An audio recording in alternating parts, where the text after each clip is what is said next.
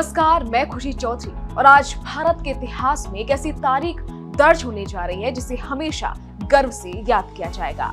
आज सुबह 11:30 बजे प्रधानमंत्री नरेंद्र मोदी जेवर में नोएडा इंटरनेशनल एयरपोर्ट का उद्घाटन कर रहे हैं। बता दें, इस हवाई अड्डे की लागत 11,282 करोड़ रुपए है। ये एक बड़ी परियोजना का हिस्सा है जिसकी अनुमानित लागत 29,560 करोड़ रुपए है।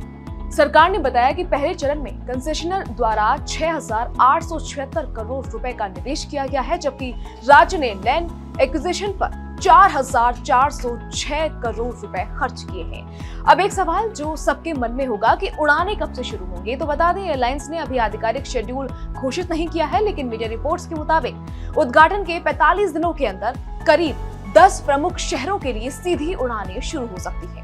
यात्रियों को सलाह दी गई है कि वो आधिकारिक बुकिंग विंडो खुलने का इंतजार करें। तो एक तरफ है दिल्ली का बरसों पुराना दबदबा और दूसरी तरफ है जेवर का उभरता हुआ नया साम्राज्य। दिल्ली का इंदिरा गांधी इंटरनेशनल एयरपोर्ट यानी IGI फिलहाल भारत का सबसे बड़ा और व्यस्ततम एयरपोर्ट है, लेकिन इसकी सबसे बड़ी समस्या क्या है? वही पुराना जाम और बेतहाशा भीड़। लेकिन यहीं से एंट्री होती है जेवर की, जिसे हम नोएडा इंटरनेशनल एयरपोर्ट के नाम से जान रहे हैं। ये कोई छोटा मोटा प्रोजेक्ट नहीं है, ये तो एशिया का सबसे बड़ा और दुनिया का चौथा सबसे बड़ा एयरपोर्ट होने जा रहा है। और माना जा रहा है इसके आने से जो सबसे बड़ा बदलाव होगा वो है जाम से आजादी। अब पश्चिमी उत्तर प्रदेश, हरियाणा और राजस्थान के लोगों को दिल्ली के धौला कुआं वाले ट्रैफिक में घंटों फंसने की कोई जरूरत नहीं पड़ेगी। इतना ही नहीं, एक्सपर्ट्स का तो यहाँ तक कहना है कि जब जेवर पूरी तरह से काम करना शुरू कर देगा तो एयरलाइंस के बीच एक जबरदस्त होड़ मचेगी, जिसका सीधा फायदा आपकी जेब को होगा। यानी आने वाले वक्त में फ्लाइट की टिकटें काफी सस्ती हो सकती हैं। कनेक्टिविटी के मामले में भी ये बेमिसाल है। जेवर सिर्फ सड़कों से नहीं बल्कि हाई स्पीड रैपिड रेल और नई मेट्रो लाइनों के जरिए सीधे दिल्ली और नोएडा के दिल से जुड़ा होगा। लेकिन इस चमक धमक वाले रनवे के पीछे एक और बहुत गहरी कहानी छिपी है। ये कहानी है जेवर के उन हजारों किसानों की जिन्होंने देश के विकास के लिए अपनी मिट्टी, अपनी उस जमीन को हंसते हंसते कुर्बान कर दिया जो उनकी पहचान थी।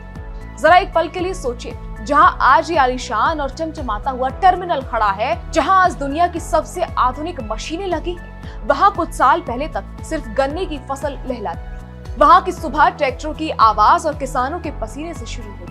जब इस एयरपोर्ट का पहली बार ऐलान हुआ था तो बहुत से लोगों को लगा था कि ये भी शायद एक और चुनावी वादा बनकर रह जाएगा, लेकिन जेवर के किसानों ने सरकार पर भरोसा दिखाया और आज नतीजा सबके सामने है।